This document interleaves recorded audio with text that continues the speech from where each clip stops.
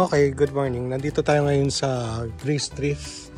Meron tayong kukunin dito. Hindi ako sigurado nag-champion ba ang Detroit Pistons noong 2004. Ito ba yung sila Tayshaun Prince, sila dalawang Wallace. Anyways, hindi siya single stitch, 2004, tapos made in USA to, on na AAA. So, kaya natin siya balakunin. Dumaan lang ako dito, nagbaka sakali lang ako. Ruta ko kasi talaga ito na Dalawa lang yung pupuntahan natin ngayon. Ito saka yung St. Vincent, dalawa lang para sa araw ng Lunes. Tapos Dream Cruise ng 2000. So yeah, 2000 to on the Fruit of the Loom.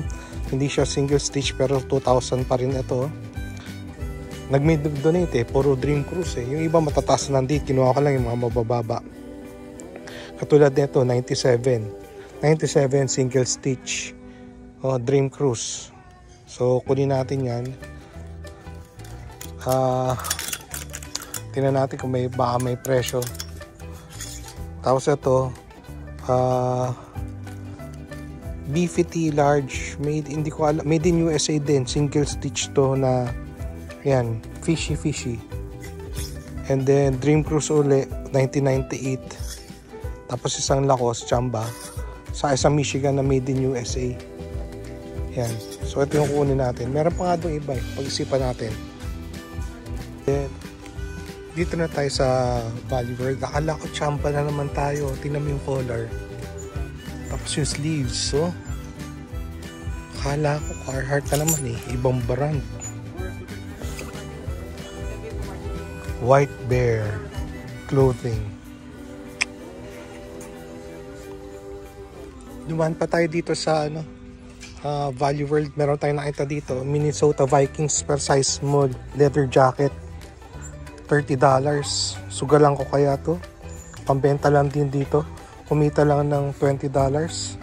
Risky para sa 30, kikitaan ng pero this could be worth something.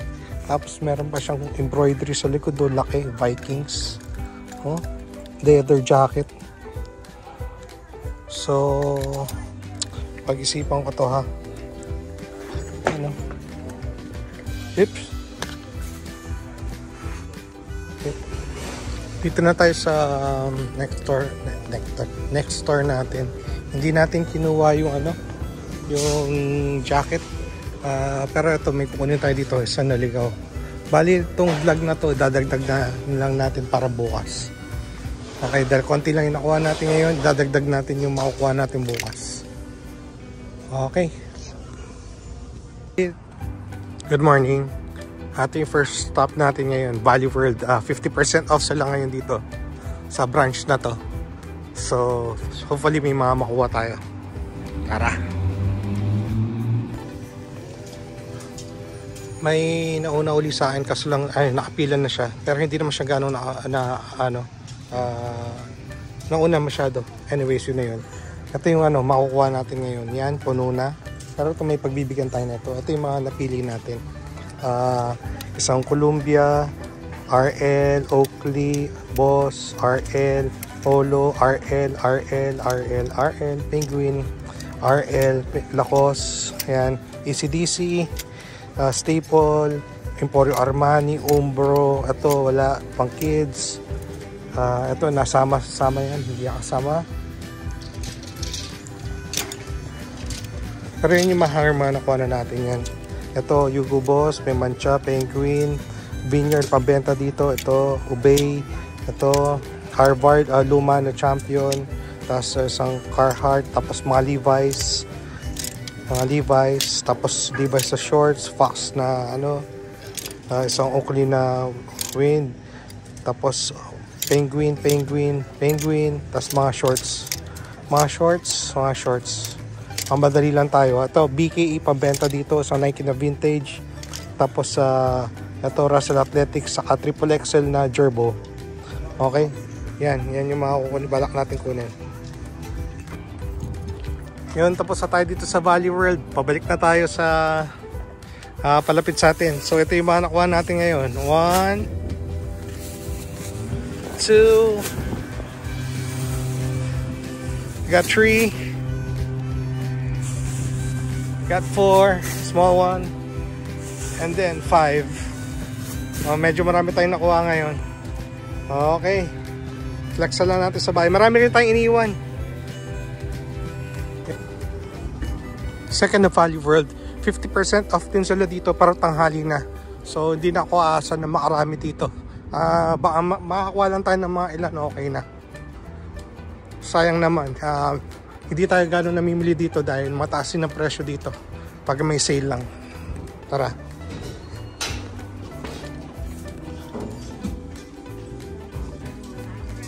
Meron tayong mga nakuha dito pero ano lang, ito lang actually sa ato. Ayan, para sa kaibigan ko yan. So ano to, vest na RL na reversible, maganda. Okay.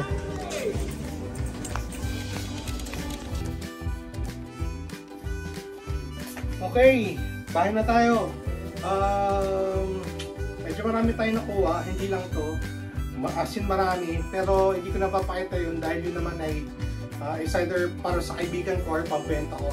Anyways, may mga pampenta pa rin dito, yung mga medyo maganda. Yun na lang yung papakita ko sa inyo.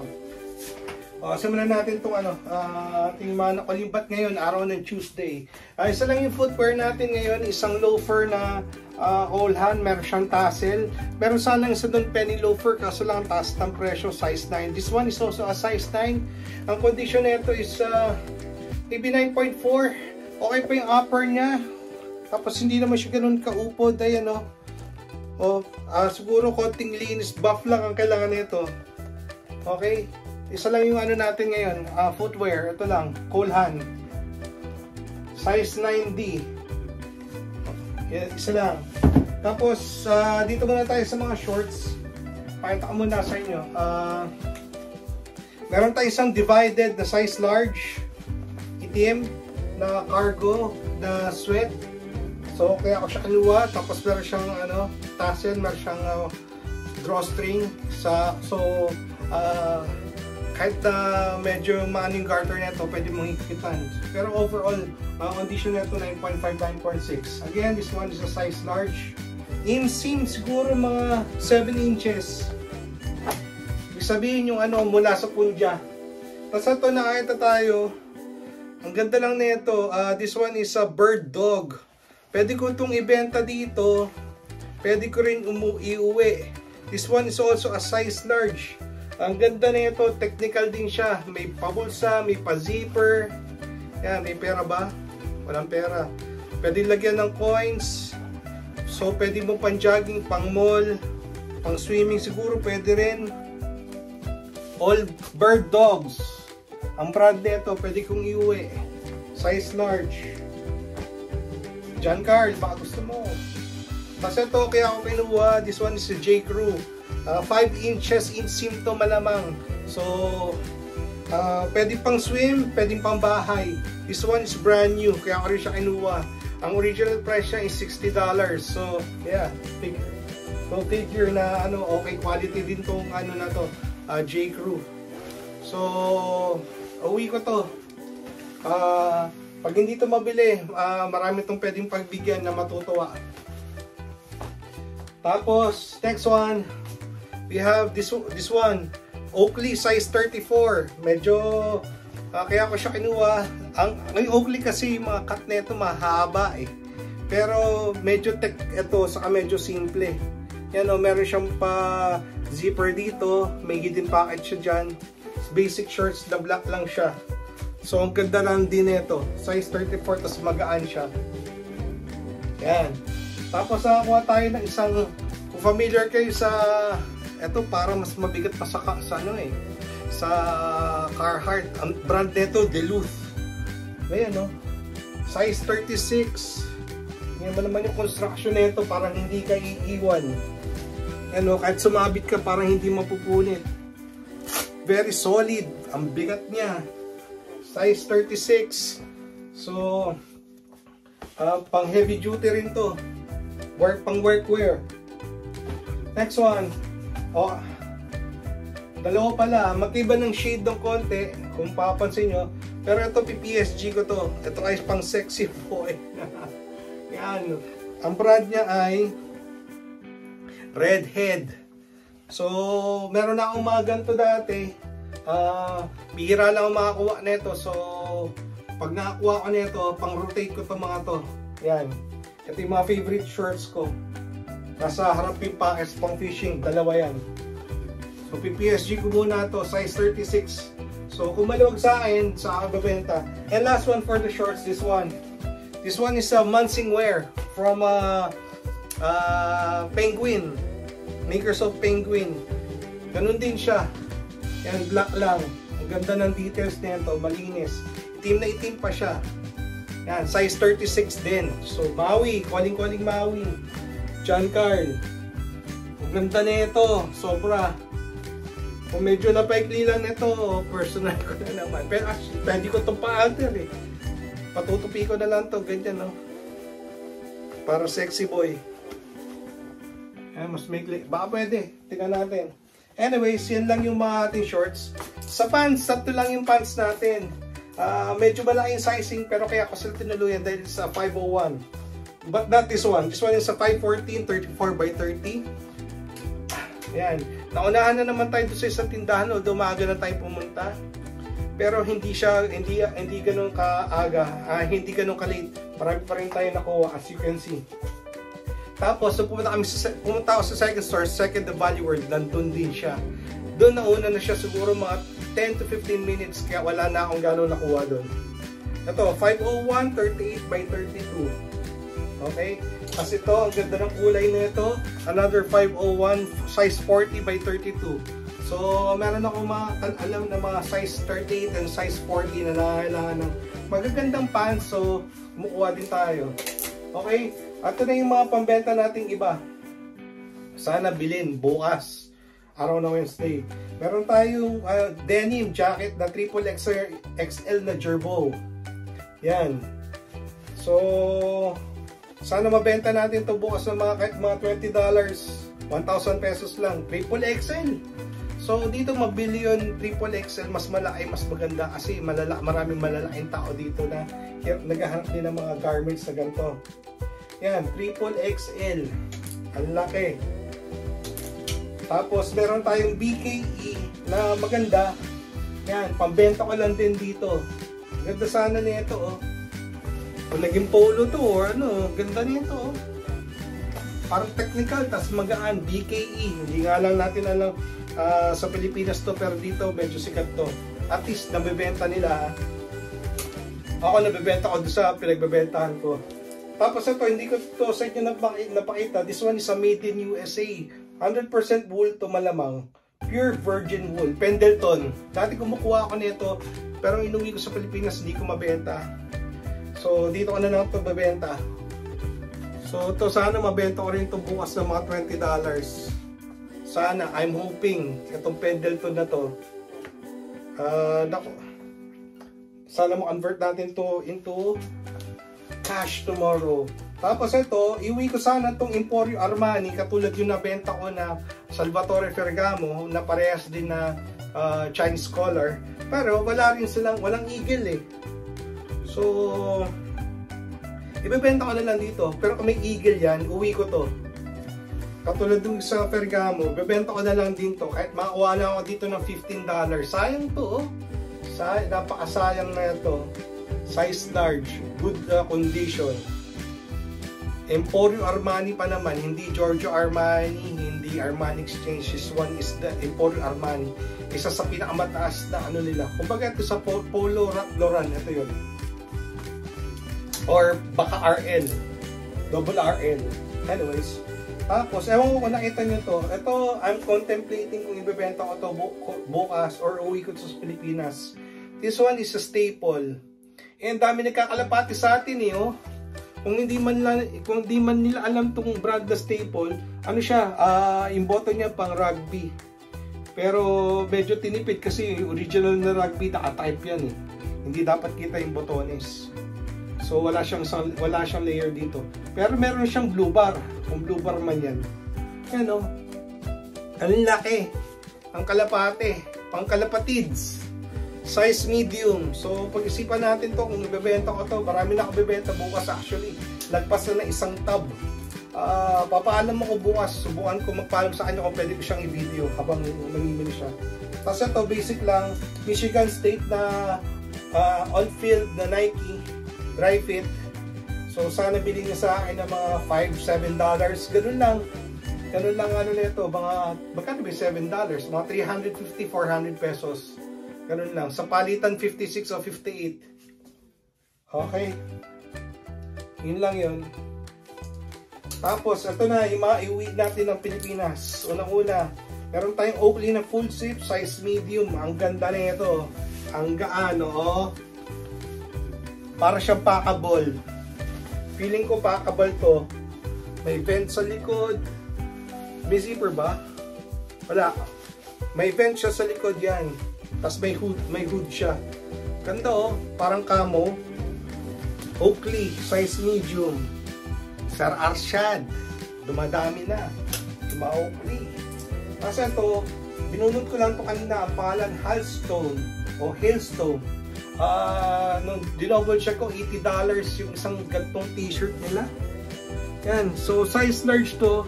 Kung kasyo sa akin, ipi-PSG ko na lang to. Ang lambot niya. Tapos, parang Sonic Weld yung dito. Parang walang tahi, oh. Ang ganda. Magaan lang siya. So, pwede na pang simba-simba, siguro. Pag nasa Pilipinas, diba mainit sa atin? Kas lang itim, eh. Or basta, pang casual. Na ibang klase lang. Tapos, first time ko makakuha ngayong season na to, Umbro. Yan, puti. Size, ang size to? Size small pala. Size small pala. Itong Umbro na to.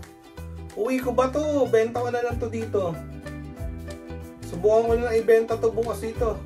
Kukunin itong Umbro na to. Next one, Penguin. Ngayon, maraming Penguin natin ngayon. Saka RL. Size medium na lahat. Ito ay crew neck na knitted. Hindi naman siya ganun ka-heavy. Kasi ano, bupa naman yung kanyang sleeves. Okay naman. Size medium, at least 9.4, 9.5. And we have another Penguin also. This one's a size large. Nakuha na ako ng ganito. Ayos lang, hindi naman, medyo natitengka sa akin to, pero nabibili din naman eventually. Another Raglan. Yan, size large na Penguin. Condition 9.5, 9.6. Raglan na Penguin. And then another one, this one is a size medium. This one is much heavier. So parang ano na to, parang totoo na pwede nang pang sweater. Pwede ng crew neck, proper na crew neck, pero hindi siya garterized. Size medium, condition is 9.5, 9.6.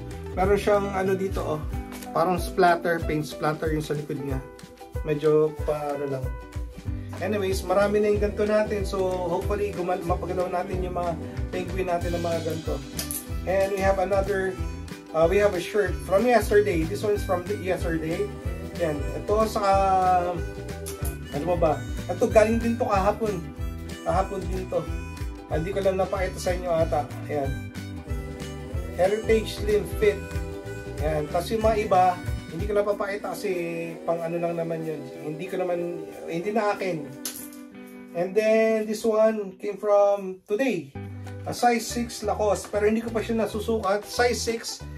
Mukhang tama yung width, hindi ko lang alam yung length. Baka yung length niya around 26, 27. Hopefully 27 para hindi naman bitin. Kasi mukha siyang malapad ng konti. Yan. Mukha naman 27, at least 27 yung length. Condition at least 9.5. 9.5, 9.6. Okay naman to. Okay.